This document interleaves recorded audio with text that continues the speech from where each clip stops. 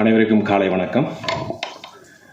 இந்த மேடையில் இந்த படத்தை பற்றி சொல்கிறதுக்கு முன்னாடி எனக்கு என் அண்ணன் ஆர்கே சுப்பிரமணியம் அவர்களுக்கு மனமார்ந்த நன்றியை நான் என்னுடைய குடும்பத்தின் சார்பாக நான் இந்த இடத்துல தெரிவித்துக்கணும்.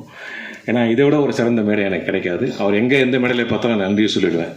ஏன் அப்படின்றதுக்கு நீங்கள் எல்லோரும் யோசிப்பீங்க. இப்போது அண்ணன் அழகம் பெருமாள் சொன்னார் இல்லைங்களா, ஒரு படம் எடுக்கிறது ஒரு பெரும்பாடு அப்படின்னா அதை ரிலீஸ் பண்ணுறது அதை விட டபுள் கஷ்டமாக இருக்குது. இதை சிறந்த அனுபவம் மிக்க பல ஜாம்பவான்களே சிரமப்படுற இந்த காலகட்டத்தில் நான் ஒரு படம் எடுத்தேன். அதை எடுத்து பண்ணும்போது தான் தெரிஞ்சது, அடடா இது இவ்வளோ பெரிய காம்ப்ளெக்சிட்டிஸ், பயங்கரமான இவ்வளோ சிக்கல்கள் இருக்கக்கூடிய ஒரு விஷயத்தை நம்ம எப்படி பண்ண போகிறோம் அப்படின்னு யோசிக்கும்போது ரொம்ப கஷ்டத்தில் அதை பண்ண முடியாமல் போச்சு. ஸோ அந்த நேரத்தில் கரெக்டான ஒரு காலகட்டத்தில் என்னையும் குடும்பத்தை மீட்டெடுத்து ஆர்கே சுப்பிரமணியம். ஸோ அதனால் இந்த இடத்துல இந்த படம் இவ்வளோ கஷ்டப்பட்டு இந்த படத்தை வெளிவர டைமில் இந்த மேடையில் அது சொல்கிறது அப்ரோப்ரியேட்டாக இருக்குன்றதான் நான் சொன்னேன். நன்றி அண்ணா.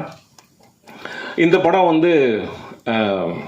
முடிஞ்ச உடனே எப்போ ரிலீஸ் பண்ணும் அப்படின்னு சொல்லிட்டு பாலாஜிகிட்ட கேட்டுகிட்டே தான் இருப்போம். அது அப்படியே ஒரு காலகட்டத்தில் அப்படியே போயிட்டு இருந்தது. அதுக்கப்புறம் என்னுடைய நடித்த படம் நான் சிரித்தால் படம் ரிலீஸ் ஆச்சு. அப்போது எனக்கு ஒரு நல்ல ஒரு பேர் கிடச்சி அந்த கேரக்டரில். அப்போது நான் பாலாஜிகிட்ட சொல்லுவேன், பாலாஜி இந்த படம் இப்போது ரிலீஸ் பண்ணி நான் என்னையும் நிறைய பேருக்கு மக்களுக்கு தெரியுது, இன்னும் கொஞ்சம் நல்லா போவோம் பாலாஜி அப்படின்னு. அதுக்கப்புறம் ஹீரோவுடைய படம் ஓமை கடவுளை, அதுவும் ஹிட் ஆச்சு. ஸோ அவரும் நல்ல ஒரு மார்க்கெட் இருக்கும்போது இப்போ ரிலீஸ் ஆனால் அந்த படம் நல்லாயிருக்கும் அப்படின்னு நாங்கள் பேசிக்கிட்டே இருப்போம் ஒரு டைமும். அதுக்கப்புறம் இந்த கோவிலுக்கு போயிட்டு வாங்க, அந்த கோவிலுக்கு போயிட்டு வாங்க, இந்த மலைக்கு போயிட்டு வாங்க இப்படிலாம் சொல்லி என் பேச்சை கேட்டு தான் பாலாஜி வெள்ளியங்கிரி மலைக்கு போயிட்டு வந்தார். அதுக்கப்புறம் சொன்னார், இனிமேல் அந்த மலைக்கு நான் போகவே மாட்டேன் அப்படின்னு.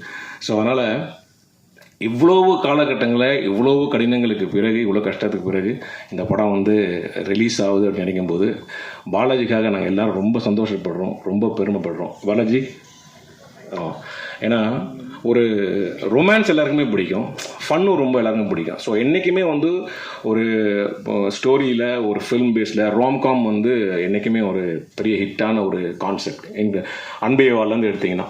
ஸோ அந்த மாதிரியான ஒரு ஃபுல் ஃபன் இந்த படத்தில் ஒரு ஆரோக்கியமான நகைச்சுவை தந்திருக்கார் பாலாஜி. அவருக்கு என்னுடைய மனமார்ந்த பாராட்டுகள். மியூசிக் டைரக்டர் நிவாஸ், இது உங்களுடைய ஈவெண்ட்டு. ஸோ கண்டிப்பாக உங்களுக்கு இது ஒரு பெரிய ஒரு மேடையாக அமையும். நிறைய பாராட்டுகள் வரும்ன்ற வாழ்த்துக்களோடு அனைவருக்கும் நன்றி கூறி இந்த வாய்ப்புக்கு எனக்கு தந்ததுக்கு பாலாஜி எல்லாருக்கும் என்னுடைய மனமார்ந்த நன்றி. ப்ரொடியூசர் சார், உங்களுக்கு என்னுடைய மனமார்ந்த நன்றி. இந்த படம் ஒரு மிகப்பெரிய வெற்றி அடையும். அனைவருடைய வாழ்த்துக்களும் அன்போடும். நன்றி, வணக்கம்.